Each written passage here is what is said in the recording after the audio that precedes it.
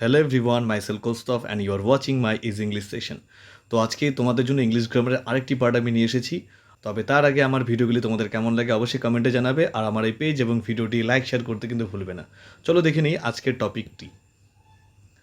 তো আজকে যে টপিকটি শিখবো সেটি হলো difference between in and after. তো ইন এবং আফটার এ দুটি আমরা কখন ইউজ করব, চলো দেখে নিই এ দুটার বেসিক ডিফারেন্সটি কী।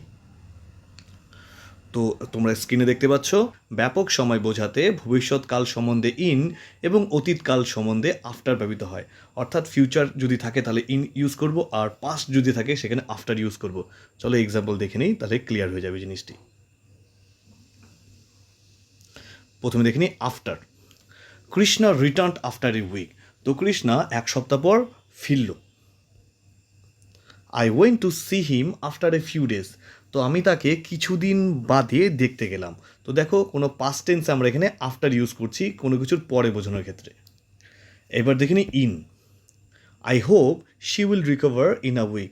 আমি আশা করছি তিনি এক সপ্তাহের মধ্যে ঠিক হয়ে যাবেন। তো দেখো, এখানে ফিউচার টেন্সে আমরা ইন ইউজ করলাম।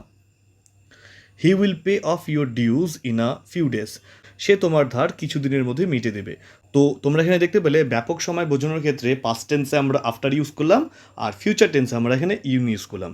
তো আশা করছি আফটার এবং ইন আমরা কখন ইউজ করব সেটা নিয়ে কোনো কনফিউশন আর নেই।